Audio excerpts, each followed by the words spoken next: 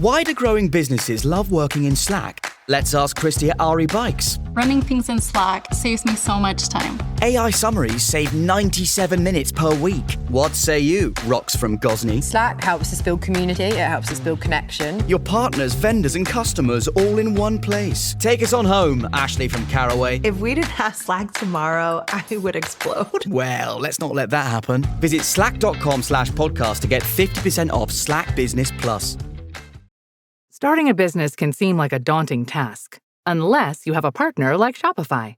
They have the tools you need to start and grow your business. From designing a website to marketing to selling and beyond, Shopify can help with everything you need.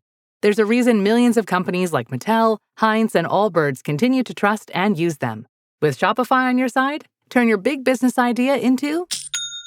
Sign up for your $1 per month trial at shopify.com/special offer.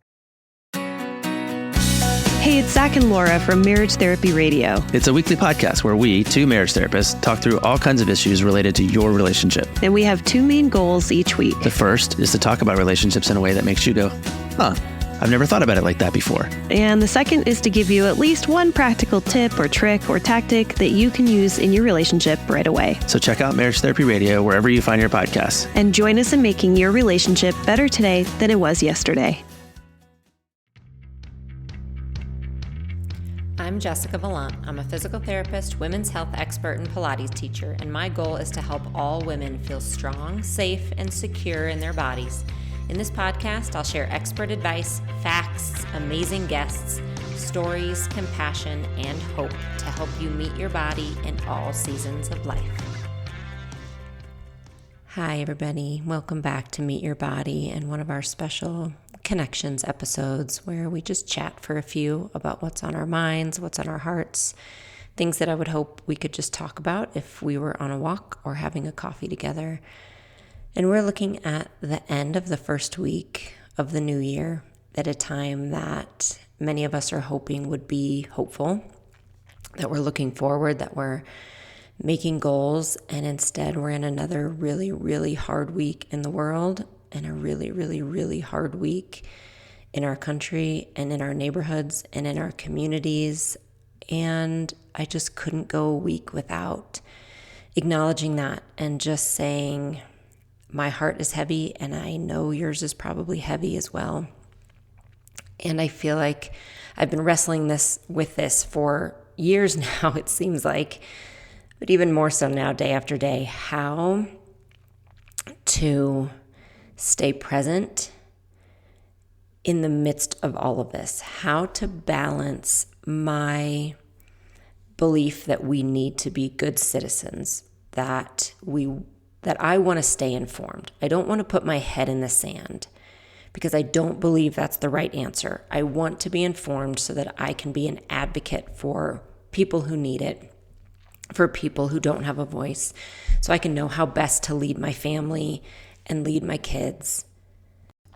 And also how to do that while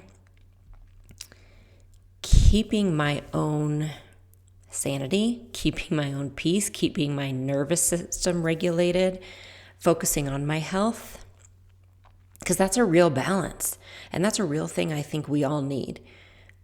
We do need to be aware. We need to be good citizens. We need to be good neighbors. We need to understand where we stand on things. I think that's important so we can use our voice as able. And also, we do need to focus on our own health. We need nervous system regulation. That is the only way we can move forward to even help other people, is to make sure that we are regulating ourselves. We need to work on our health. We need to love on our kids and love on our families and love on our neighbors. How do we do both of those? And I'm not here to answer that question because I don't know.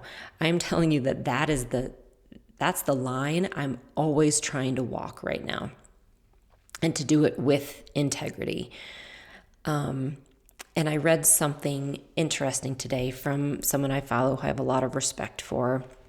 And she wrote an article basically saying to her audience, you know where I stand on things. I've never tried to hide it. And I would say you all know the same. I've used my voice in what I hope to be a respectable, but also a way that is true to who I am. she said, and also, I don't feel like I need to keep doing that necessarily to yell into the void. I'm not here to do that. I am here to say, how can we move forward together?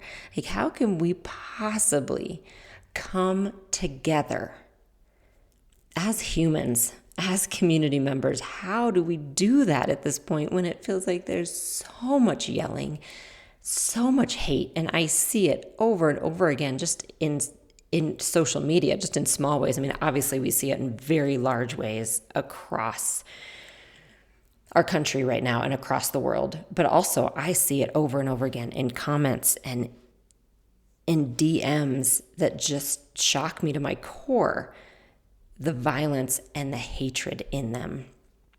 And that is hard to stay in as well. And so you can hear the hesitation in my voice because I just don't know. I don't have an answer, and I just go around and around in the sadness of it and the helplessness of it. So I wanted to say just a couple things. There's like 3 things right now that just for me feel like a way that I can come into a place to move forward, again, from a place of integrity, but also from a place of who I am that sits and resonates with me, but also allows me to still find some joy and find some hope and find some love, because I think that is absolutely imperative. I truly believe it is. And I will say, I think that's a privilege. And so I'm going to acknowledge that I do have the privilege in this situation to sit back and try to find that perspective. And because I have that privilege, I feel like maybe I can pass on, or at least use this platform in some way to share my thoughts on it, because it is absolutely a privilege. If I can sit back and say, how can I find joy in this? Then I am coming from a place of privilege in that, and I want to acknowledge that. So a few ways that I have found right now that just feel like this is how I'm going to try to move forward in all of this, while again knowing that yes, I want to stay informed, I want to advocate, and I want to have true information. So I am looking for that. I'm not shutting it all off because that doesn't feel true to me. And also, I've been in a place where I've been deep in it, like where I go into all of the posts and I go into just all of it and stay there, and the doom scrolling, and that's not a good place for me either.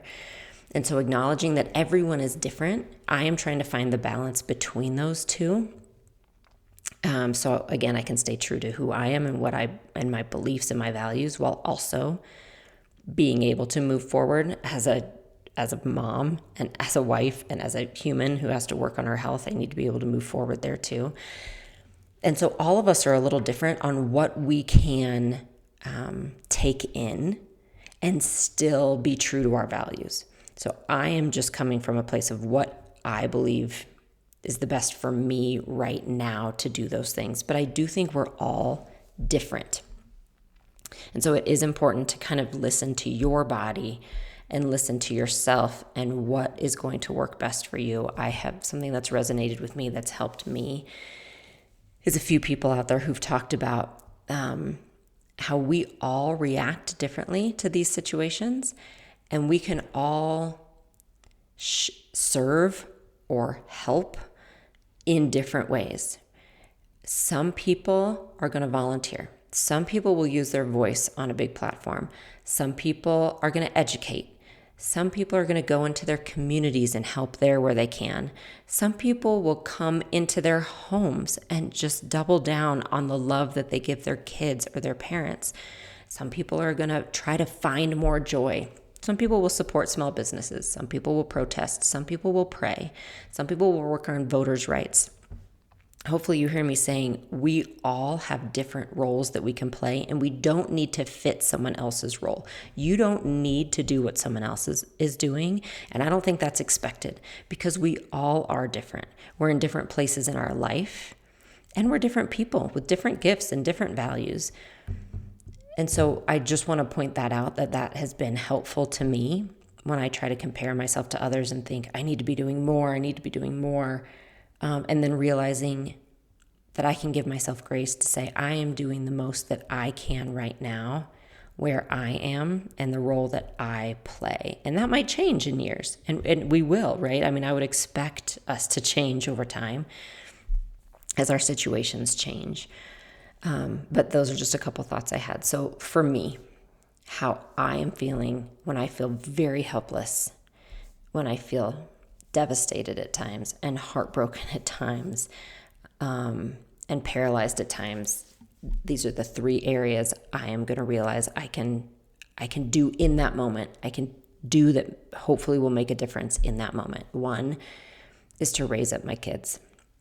That is the season of life I am in, with young kids still at home, kids who look to me as their anchor, as their guide, as their North Star, to answer their questions about not only just friendship relationships and their homework, but also things in the world. I can give them a place to come that is full of love, that's full of acceptance, that is full of hopefully a grounding voice that honors their questions and their curiosity, so that they can go out and be that for other people. They can go out and be that for their classmates. They can have wisdom and discernment. They can have compassion and empathy for their fellow human beings. So I'm really reminding myself of that daily. That when I go in and doom scroll, and when I go in and feel helpless, I'm not helping my kids. I'm not helping them. I'm actually not being the best mom I can be. Now, again, some of you might be able to do that and still be that best mom. I can't. It's a realization I have. When I feel helpless and get paralyzed by the pain in the world and the tragedies in the world, I shut down. Personally, I've realized that about myself. I don't do more for other people. I end up doing less. So I have to find a way to navigate this. So one way is going to be to just continue to remind myself that some of the best work I can do is right here in our home. The second thing is work in our local communities, because working with people over the past few years and really listening to very smart voices out there and voices I respect, it really has come to my attention that we just feel so overwhelmed because the work in the world is so big to do, that we can focus on what we can do. Like the garden that you're planted in, where are you planted right now? What can you do in that work? And for me, it's local community, turning that vision and my sight and my eyes local. Again, might be your neighborhood, might be local places you can volunteer, who needs help, the schools you're in, libraries, whatever it is that speaks to you, animal shelters. But get out, use your hands, use your feet, and do it locally on a local level. That for me speaks to me. It gives me something to do that's tangible, that also allows me to see relationships and look people in the eye. I feel a need for that, to get off of this fighting online and these comments and look people in the eyes and really try to develop that relationship. And then the third way is to use my career and my work kind of in that same way, a tangible way to love on people, a tangible way to say, I can assist you in this way. Because there are times I think, how in the world do workouts and exercise and teaching people about their bodies make a difference in the world? I mean, I can, again, get to that place where it paralyzes me a little bit, that I feel useless. And then I just remember, this is the garden I'm planted in. This is the passion I was born with. This is what I love to do.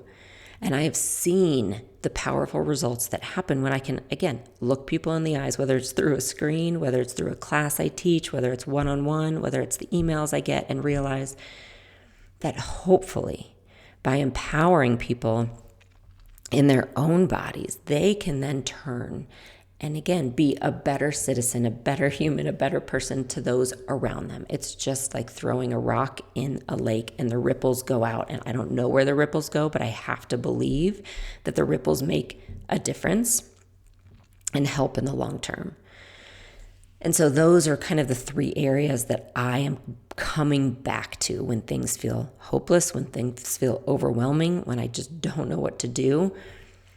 I'm going to put my focus on those three things in the coming months. And that sits well with me. And it's going to be an intentional road to continue to put my eyes there, while again also being aware of what's going on in the world so I can have the information and be a good citizen, but not drowning there. It's too easy to drown there. And then we're not helping anybody. So those are my thoughts. Remember, we're fellow humans. Remember, you can do really good work with your next door neighbors.